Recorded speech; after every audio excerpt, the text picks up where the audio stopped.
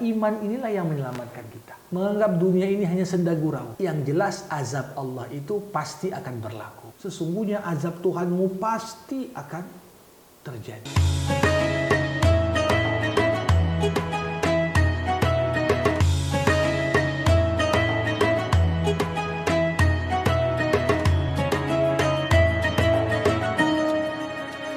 Bismillahirrahmanirrahim. Assalamualaikum warahmatullahi wabarakatuh. Sahabat Al-Quran, Alhamdulillah kita kembali dipertemukan dalam menyelami rahasia Al-Quran. Seperti biasa, Widya tidak sendirian, sudah bersama dengan Ustadz Zamak Syarih Hasbullah Taib. Assalamualaikum warahmatullahi wabarakatuh, Ustadz. Waalaikumsalam warahmatullahi wabarakatuh.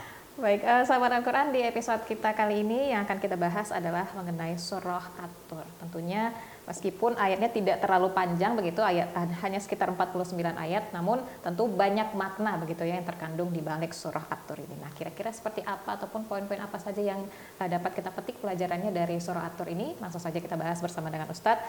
Yang pertama ini Ustadz adalah poinnya yaitu mengenai azab Allah pasti berlaku. Nah, ini yang buat kita harusnya merinding gitu ya Ustadznya. Nah, azab Allah pasti berlaku ini bagaimana Ustadz? Ya, Bismillahirrahmanirrahim. Alhamdulillahirabbil wassalatu wassalamu ala asyrafil anbiya'i wal mursalin wa ala alihi wa sahbihi ajma'in. Amma ba'du, Saudari Widya dan seluruh pecinta Al-Quran yang mengikuti acara ini. Surah At-Tur ini tentunya dinamakan dengan nama ini karena surah ini diawali dengan sumpah Allah dengan Tur. Dalam bahasa Arab, kata Tur itu digunakan untuk menyebutkan bukit yang dipenuhi dengan pepohonan yang hijau. Jadi baru dikatakan Tur kalau dia bukit dan ada banyak pepohonan yang membuat tampak dari atas menjadi hijau. Nah, sumpah Allah dengan bukit ini demi bukit. Ini apa yang dimaksudkan dengan bukit di sini? Apakah seluruh bukit yang ada atau merujuk hanya pada bukit tertentu? Nah, di sini tentunya sebagian dari kalangan ulama mengatakan maksud dari bukit yang Allah jadikan objek sumpah di sini adalah Bukit Tur Sina, tempat di mana Nabi Musa alaihissalam menerima wahyu Taurat untuk kemudian disampaikan kepada Bani Israel. Nah, kalau kita lihat di sini, wa kitabin mastur, demi kitab yang tertulis. Apa maksud kitab yang tertulis di sini? Ada yang mengartikan bahwasanya maksud dari kata kitabin mastur, kitab yang tertulis. Bisa jadi kitab ini catatan amal-amal kita. Tidak ada satupun amal yang kita kerjakan kecuali tertulis di sisi Allah. Ada yang mengatakan kitab suci yang tertulis. Karena baik Taurat, Injil maupun Quran juga tertulis. Bukan hanya dijaga dengan dihafal, tapi juga dijaga dengan ditulis. Fi raqim mansyur. Pada lembaran-lembaran yang tersebar. Ya, di sini kalau kita melihat dulu orang itu kan sebelum ada penemuan kertas, orang itu menulis di atas pelepah kurma, di atas kulit. Nah, ini dalam bahasa Arab disebut dengan raq. Nah, jadi ingin digambarkan di sini bahwasanya wahyu-wahyu pun di awal itu ditulis pada lembaran-lembaran yang tersebar. Ya. Wal baitil ma'mur, dan rumah yang dimakmurkan. Maksudnya apa? Ada yang mengartikan Baitul Ma'mur dengan rumah-rumah ibadah yang dipenuhi dengan jamaahnya. Tetapi Baitul Ma'mur juga diartikan sebagai tempat yang tepat berada di atas Ka'bah, tempat tawafnya para malaikat. Jadi kalau Ka'bah itu tempat tawafnya manusia, pas di atas Ka'bah ada juga Ka'bah, tempat bertawafnya para malaikat. Itu disebut dengan Baitul Ma'mur. Nah, di sini kemudian setelah Allah menyebutkan banyak sekali sumpah, ya, Allah mengatakan inna azab rabbika lawaqi. Sesungguhnya azab Tuhanmu pasti akan terjadi. Untuk menyampaikan pesan ini, Allah sampai bersumpah dengan banyak sekali objek sumpah. Untuk menunjukkan apa? Kebanyakan dari orang-orang yang mendustakan agama ini, ketika para nabi, para rasul menyampaikan kalau kalian tak beriman nanti akan ada azab Allah. Kebanyakan dari mereka menganggap ajakan kebaikan itu sebagai olok-olokan. Bahkan ancaman azab itu pun tak jarang mereka jadikan bahan olokan. Ya, kita lihat pada surah-surah yang sudah kita bahas sebelumnya, mereka sering sekali dengan penuh ketergesa-gesaan mengatakan, kapan Muhammad Tuhanmu menurunkan azab? Kok lama sekali? Kami sudah nggak sabaran. Sebagai bentuk cemoohan mereka terhadap apa yang disampaikan. Nah, di sini di surah ini Allah ingin gambarkan nanti baik turun azab di dunia ataupun azab di akhirat, yang jelas azab Allah itu pasti akan berlaku.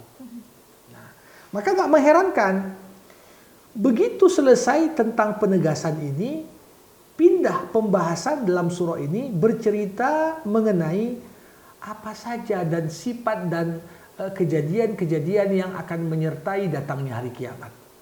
Yauma tamurus sama'u maura, dikatakan di sini. Pada hari di mana langit itu bergoncang. Langit bergoncang. Itulah tanda di antara peristiwa yang dahsyat yang akan menyertai datangnya kiamat. Wa tasirul jibalu sayra. Gunung yang begitu nampak berat dan kokoh ini seperti berjalan. Seperti bulu yang dihembuskan. Ya. Kemudian Allah katakan, fawailun yauma izin lil mukadzibin. Celakalah pada hari datangnya hari kiamat, di mana janji azab Allah pasti akan berlaku bagi orang-orang yang mendustakan apa yang disampaikan para nabi. Siapa mereka orang-orang yang mendustakan tadi? Alladzina hum fi khaudin yal'abun. Mereka itu orang-orang yang sudah larut dalam kehidupan dunia, menganggap dunia ini hanya senda gurau. Mereka tak punya lagi tujuan, tak tahu lagi apa tujuan diciptakan di dunia. Dianggap dunia ini hanya panggung sandiwara saja, main-mainan semata. Yauma yudda'una ila nari jahannam da'a hadhihi an-narul lati kuntum biha tukadzibun. Pada hari itu, momen yang berat itu, mereka semua akan didorong untuk masuk ke dalam api neraka. Ya.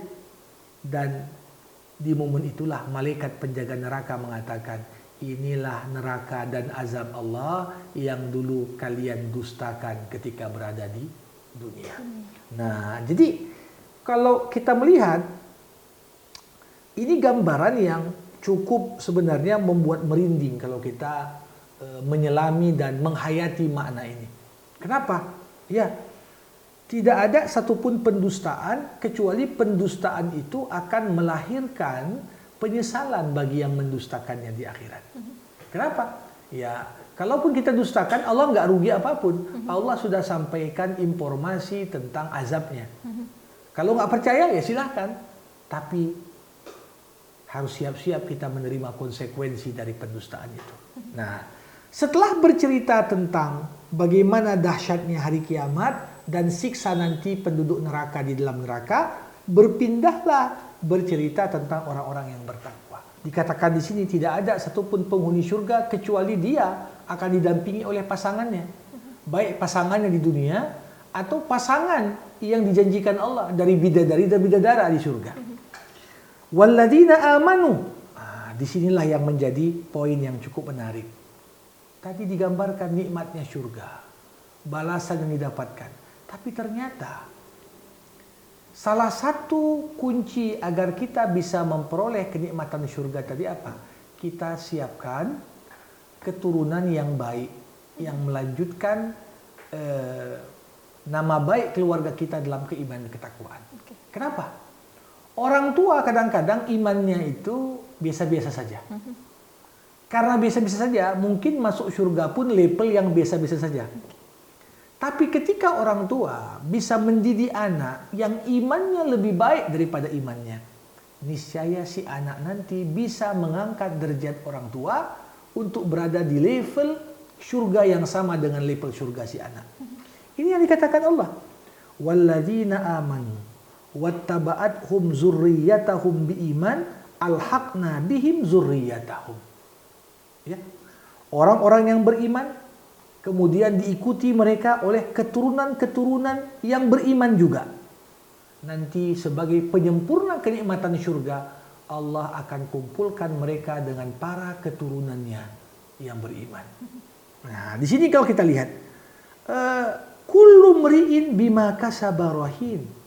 Tiap orang akan bertanggung jawab terhadap apa yang dibuatnya. Jadi, sebagaimana ada amal jariah, ada juga dosa jariah. Ya, orang dengan perbuatannya, ya, walaupun sudah meninggal, tetap mengalir dosa sama dia. Tapi ketika seorang itu mampu mendidik anak, menjadi anak yang soleh dan solehah, anak yang bertakwa, anak yang penuh dengan keimanan, maka setiap amal soleh anak mengalir juga untuk orang tuanya. Ini gambaran tentang bagaimana luar biasanya kesempurnaan nikmat orang-orang yang bertakwa di surga. Bukan hanya itu, digambarkan di sini mereka meminum minuman, termasuklah khamar di surga, tapi berbeda dengan dunia karena khamar surga tidak memabukkan. Digambarkan juga di sana nggak ada perbincangan yang omong kosong, tidak ada perbincangan yang melahirkan dosa. Semua pembicaraan di surga, pembicaraan yang membawa kepada kebaikan. Termasuk semua penduduk surga diservis dan dilayani oleh para pelayan-pelayan surga, yang mereka itu juga punya penampilan yang begitu indah. Nah, kenapa lebih sempurna lagi nanti di akhirat? Penghuni surga akan dinampakkan. Kalau kalian tak beriman, seharusnya kalian masuk kemari. Dikasih nampak tempat mereka di neraka kalau sekiranya tak beriman. Kemudian karena mereka beriman, Allah katakan, karena iman kalian, sekarang kalian berada di posisi ini. Nah, jadi ini menggambarkan kepada kita baru tahu betul nikmat dari iman itu ketika kita sadar iman inilah yang menyelamatkan kita. Ya, coba bayangkan, kebanyakan orang kan menganggap iman ini bukan sesuatu yang penting sekarang. Ya, mungkin pekerjaannya apa, penghasilannya berapa, pakaiannya bagaimana, hartanya berapa. Sedangkan masalah iman ini dianggap sesuatu yang ya nomor kesekian. Tetapi tentunya dengan memperhatikan kemuliaan yang Allah siapkan untuk para penghuni surga ini. Karena iman mereka, kita sadar iman adalah hal yang tak boleh kita anggap enteng. Sehingga pesan Allah kepada orang yang beriman, jangan kalian meninggal dunia kecuali dalam kondisi beriman. Oke, baik. Nah, ini kalau tadi menyinggung soal ini ya Ustadz, keutamaan keturunan yang soleh. Kalau tadi Ustadz bilang kalau bisa didik anak kemudian untuk bisa menolong orang tua yang nanti di akhirat. Ada mungkin pertanyaan dari sebagian orang ya Ustadz, bagaimana mungkin ini kalau orang tuanya saja pendidikan agamanya tidak bagus, bisa dibilang mungkin sholatnya jarang begitu kan, kemudian lingkungan keluarga tidak baik, bagaimana sih bisa kemudian menjadikan sosok anaknya itu anak yang soleh begitu Ustadz? Gimana caranya, bukannya susah begitu? Gimana Ustadz? Iya, pendidikan terbaik untuk anak-anak adalah pendidikan lewat keteladanan. Maka sebenarnya ketika orang tua ingin mendidik anak, dia dituntut pada tahap awal belajar dan mempraktikkan apa yang ingin diajarkannya kepada anak. Ya, jadi nggak mungkin orang tua nyuruh anak sholat sedangkan ayahnya pun tak sholat. Ibunya nyuruh anak menutup aurat sedangkan ibunya pun tak tutup aurat. Tapi bagaimana walaupun kita merasa ilmu pengetahuan agama kita masih sangat terbatas, tapi kita terus punya komitmen untuk belajar, memperbaiki diri. Insya Allah dengan keteladanan kedua orang tua, banyak lahir ulama-ulama dari kedua orang tua yang bisa dikatakan orang awam. Tapi dengan semangatnya untuk terus memperbaiki diri, menginginkan anaknya jauh lebih baik daripada dia, akhirnya bisa lahir dari mereka anak-anak yang membanggakan keluarga. Oke, berarti tanggung jawab menjadi orang tua itu besar. Besar sekali, ya, Ustadz, tepat ya? sekali. Oke. Ya. Nah, kalau jadi ada pemikiran kalau jadinya tanggung jawab sangat besar, baiknya saya nggak usah punya anak deh. Itu bagaimana Ustadz? Ya, ini kalau hanya memikirkan dari aspek tanggung jawab yang besar hingga memutuskan tak pengen punya anak, ini sesuatu yang sangat tidak objektif sekali, tidak seimbang. Betul tanggung jawabnya besar, tapi memiliki anak adalah investasi terbaik dalam hidup ini. Kenapa saya katakan demikian? Ya, kalau investasi uang, ya minimal waktu masih hidup saja bisa bermanfaat itu untuk kita. Tapi investasi anak untuk dunia akhirat. Anak sukses, orang tua juga ikut dianggap sukses. Anak beriman, orang tua pun terselamatkan di akhirat. Jadi ini bagaimana nasib kita ke depan itu juga sangat berpengaruh besar terhadap kesadaran kita tentang pentingnya pada investasi pendidikan anak agar menjadi anak yang soleh. Oke, baik. Ini ada pemahaman-pemahaman yang seperti itu memang ya. Ya. Tapi kita lanjut saja begitu ke poin lain, Ustadz, yaitu adalah mengenai argumentasi logis keesaan Allah. Ini bagaimana penjelasannya, Ustadz? Kita berada di zaman ilmu pengetahuan. Sering sekali kemudian konsep ketuhanan ini kan seperti dibentur-benturkan dengan konsep ilmu pengetahuan. Mengingat di masa era kegelapan di Eropa dahulu, sering dianggap ajaran agama itu bertabrakan atau berkontradiksi dengan penemuan-penemuan ilmiah terbaru. Di mana dulu dianggap ketika para penemu membuktikan bumi itu nggak datar, muncul argumentasi menyalahkan isi Bible. Sehingga ketika Galileo Galilei bisa menemukan teleskop, ya banyak penemu lain, akhirnya apa? Dianggap mereka itu sebagai ancaman oleh agama. Dalam Islam tidak demikian. Justru semua ajaran Islam sangat sejalan dengan logika dan rasio yang baik dan sehat. Termasuklah konsep keesaan Tuhan, keesaan Allah Subhanahu wa taala. Ya, konsep keesaan yang diajarkan dalam Islam sangat sejalan dengan akal sehat. Apa buktinya? Allah Subhanahu wa taala mulai dari ayat 35 hingga ayat berikutnya mengatakan, am khuliqu min ghairi syai'in am humul khaliqun am khalaqus samawati wal ard bal la yuqinun. Apakah mereka manusia tercipta sendiri tanpa ada pencipta, ataukah mereka itu sang pencipta? Apakah manusia yang menciptakan langit dan bumi, akan tetapi mereka tak mengimaninya? Nah, ini pertanyaan-pertanyaan yang sebenarnya diajukan oleh Al-Quran sebagai bentuk pengingkaran. Logikanya seperti dikatakan dalam teori Darwin evolusi, ya, manusia ini katanya evolusi. Dulu dari satu sel makhluk yang seperti ikan, ya, lewat proses evolusi jadi primata dan kera, dari kera jadi manusia, ya.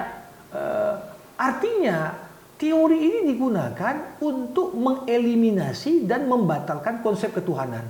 Seakan-akan dikatakan Tuhan itu tak ada. Ya, adapun yang ada di alam semesta ini semuanya berangkat dari proses evolusi, tak ada Tuhan. Berangkat dari satu makhluk sederhana berubah jadi yang paling kompleks seperti manusia. Nah, Allah katakan, apa mungkin manusia itu gak ada penciptanya? Mengatakan alam semesta ini tidak ada Tuhan sang pencipta sama seperti mengatakan, ya, kalau kita lempar beberapa kali kapur ke papan tulis, tiba-tiba kapur itu menuliskan dengan sendirinya bait syair Shakespeare. Kan tidak mungkin. Artinya tidak mungkin ada tulisan di papan tulis kecuali ada yang menulis. Tidak mungkin makhluk ini bisa ada kecuali ada yang menciptakan makhluk. Kalau mengatakan, oh, tiba-tiba ada makhluk tanpa ada pencipta, sama seperti mengatakan tiba-tiba ada syair tanpa ada yang mengubahnya. Nah, jadi sebenarnya berbagai argumentasi untuk membenarkan ateisme atau membenarkan Tuhan itu tak ada, Tuhan itu nggak eksis karena nggak bisa dilihat, ini sebenarnya hal yang nggak sejalan dengan rasio dan akal yang sehat. Nah, Allah katakan, oke, kalau manusia tidak mungkin ada sendiri tanpa ada Tuhan, jangan-jangan manusia ini Tuhan. Apakah manusia ini Tuhan? Enggak. Karena kalau kita ini Tuhan, berarti banyak kali Tuhan. Nah, setiap saat muncul Tuhan baru. Ya.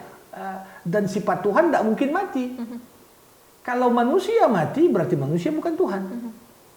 Nah, muncul pertanyaan ketiga.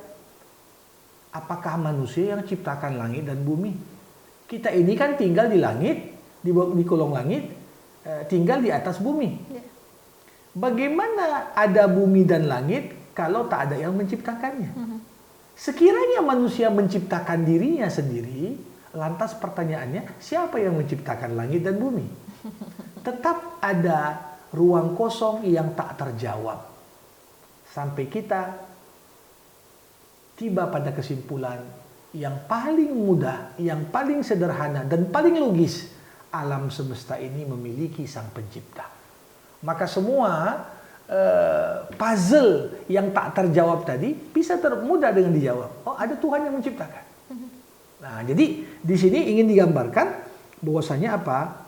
Allah Subhanahu wa taala eksistensinya, keesaannya, kekuasaannya itu dapat diterima oleh akal yang sehat. Ya, dan konsep ketuhanan dalam Islam ini sangat sederhana, nggak ribet. Coba bayangkan ada agama mengatakan 1 sama dengan 3, 3 sama dengan 1. Gimana akal bisa menerima?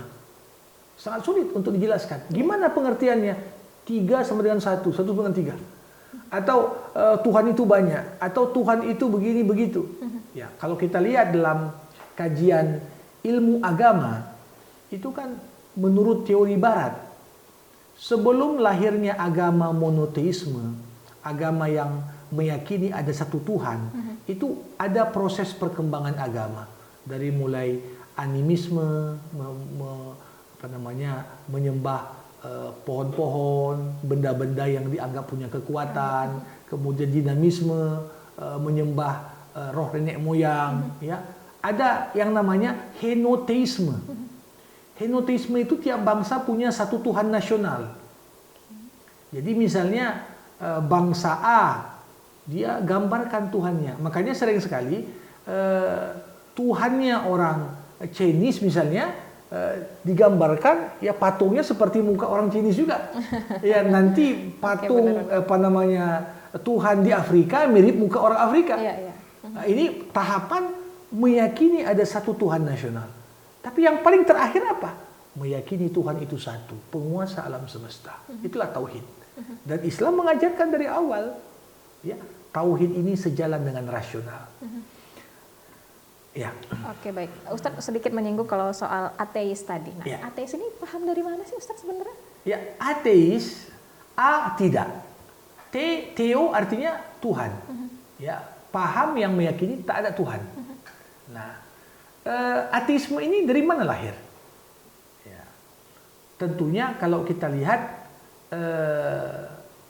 ateisme ini disinggung dalam beberapa ayat dalam Al-Quran. Digambarkan bahwasanya mereka itu meyakini kami hidup dan mati yang menentukan itu hanyalah waktu. Waktu. Artinya nggak ada Tuhan di sana. Ya manusia ini bebas sebebas-bebasnya. Ya silahkanlah sampai waktu yang menjemput ajalnya. Nah sebenarnya manusia tidak diciptakan dengan format mengingkari Tuhan. Semua manusia diciptakan dengan format mencari Tuhan. Apa buktinya? Kalau kita lihat sejarah peradaban umat manusia, hampir semua peradaban meninggalkan bangunan rumah-rumah ibadah.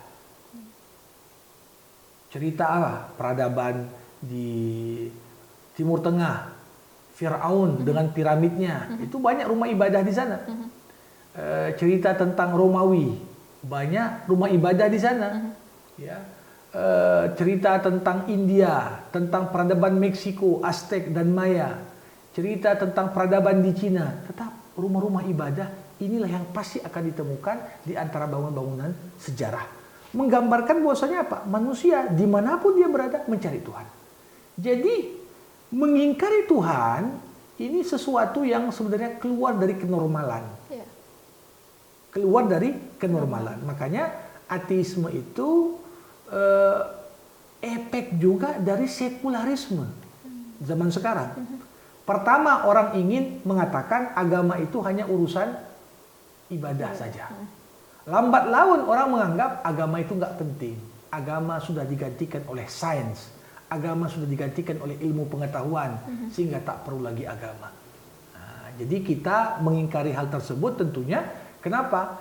Karena agamalah satu-satunya yang dapat memberikan jawaban yang memuaskan terhadap pertanyaan-pertanyaan yang tak mampu dijawab akal.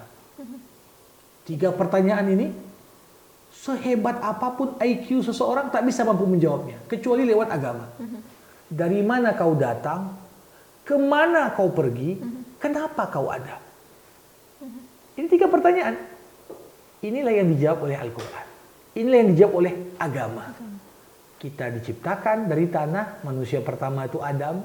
Kita akan berangkat ke dunia yang abadi, itulah akhirat. Dan tujuan kita diciptakan adalah untuk menyembah Allah. Nah, jadi 3 pertanyaan ini hanya mampu dijawab oleh agama. Nah, sehingga orang yang memilih untuk tidak bertuhan menjadikan hidupnya menjadi goyah. Goyah, dia nggak punya pegangan. Nah, maka arti agama itu apa? Dalam bahasa Sanskerta, A artinya tidak. Gam dalam bahasa Sanskerta artinya sesat. Agama artinya ajaran agar nggak sesat. Ya, karena agama yang menuntun kita supaya sampai kepada tujuan yang kita ingin sampai ke sana. Oke, mungkin menganggap ateis, para penganut ateis begitu ya Ustaz, ya bisa hidupnya bebas. Tapi sebenarnya kasihan sekali karena tidak ada tuntunan begitu dalam hidupnya. Betul. Makanya saya katakan begini. Jangan pernah anggap aturan agama itu sebagai perenggut kebebasan kita. Tapi anggaplah perintah larangan Allah dalam agama sebagai jaminan keselamatan kita. Kalau kita bawa mobil nih, ada nggak orang yang nganggap rem itu sebagai pembatas kebebasannya? Kan nggak ada. Justru kalau mobil tak ada remnya kita nggak mau naik. Karena kita akan khawatir terlalu bebas mengegas, gimana nanti? Tapi disinilah agama itu dengan larangan-larangan yang ada bukan ingin merenggut kebebasan kita, tapi ingin menjamin kita akan sampai kepada Allah dengan selamat. Menuntun kita. Baik.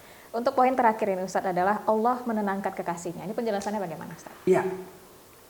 Kalau kita melihat Nabi Muhammad adalah kekasih Allah, maka Allah tidak ingin Nabi Muhammad ini gundah, sedih, walaupun dalam perjalanan dakwah ya pasti lika-liku dakwah itu menuntut Nabi Muhammad pasti dihadapkan dengan banyak sekali pertentangan, kemudian perlawanan, pendustaan.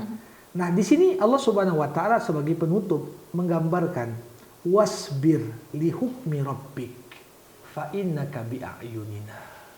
Muhammad, sabar-sabarlah engkau terhadap ketetapan yang sudah dibuat Tuhanmu. Sesungguhnya engkau dalam pemantauan kami. Artinya Allah ingin gambarkan, jangan takut ada satupun upaya yang membahayakan engkau yang akan sampai kepadamu. Karena kami memantaumu. Kami melindungimu. Kami akan menjaga tidak ada sesuatu yang buruk pun sampai kepadamu. Fa innaka bi a'yunina. Wasabbih bihamdi rabbik hina taqum. Allah katakan kepada Nabi, gimana supaya engkau bisa sabar? Kuncinya satu, banyak-banyak bertasbih memuji Tuhanmu ketika kau bangun. Wa minal laili fasabbihu wa idbaran nujum. Begitu juga di malam hari, bangunlah di sepertiga malam akhir, banyak-banyak juga engkau bertasbih untuk memuja dan memuji Tuhanmu. Jadi tasbih di waktu bangun, tasbih di waktu tidur, bangun dari tidur, ini adalah kunci supaya kita punya bekal kesabaran yang lebih mantap dalam menghadapi berbagai tantangan yang ada. Masya Allah, penjelasannya sangat luar biasa, padat begitu ya, banyak pokoknya tadi kalau Widya perhatikan, Widya catat juga banyak poin-poin yang sudah disampaikan oleh Ustadz. Nah mudah-mudahan sahabat Al-Quran yang menyaksikan tayangan ini juga sudah mencatat, kemudian ya seperti biasa dipraktekkan juga dalam kehidupan kita sehari-hari. Terima kasih Ustadz untuk episode kali ini, dan tentunya Widya ajak semua sahabat Al-Quran untuk like, komen, dan subscribe YouTube channel kita. Kita akan kembali lagi di episode selanjutnya. Wabillahi taufiq wal hidayah. Wassalamualaikum warahmatullahi wabarakatuh.